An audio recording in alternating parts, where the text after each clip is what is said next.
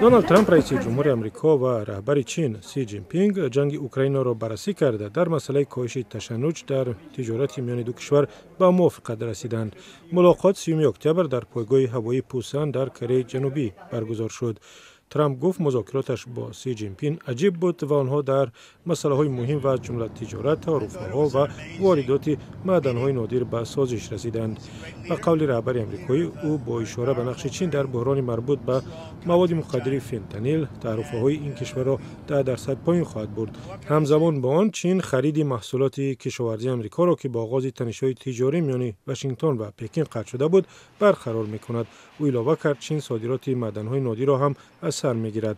مخامداران آمریکایی میگویند 17 نوع معدن‌های نادر که از چین وارد می‌شود در تولید ماشین، هواپیما و اسلحه آمریکایی سهم بزرگ دارند.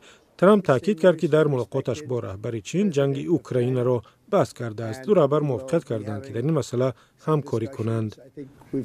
ما علیه در مسئله های زیادی به موافقت رسیدیم و همین حالا در چند مسئله دیگر به سازش می رسیم. پرزیدنت سی رهبری بزرگ کشوری بزرگ است و فکر می کنم ما مدت طولانی روابط فوق العاده خواهیم داشت.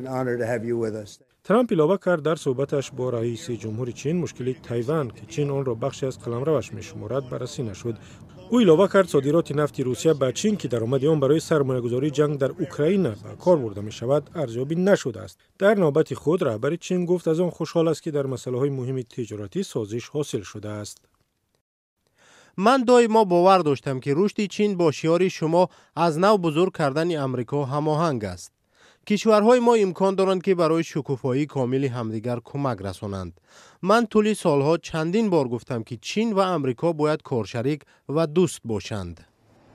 در عرفه ملاقات پوسان، اوکراین و متفقانش از ترامپ خواسته بودند که به چین فشار آورد تا پکین از پشتیبانی روسیه دست کشد. هفته گذشته واشنگتن در مقابل دو شرکت عظیم نفت روسیه تحریم جاری کرد.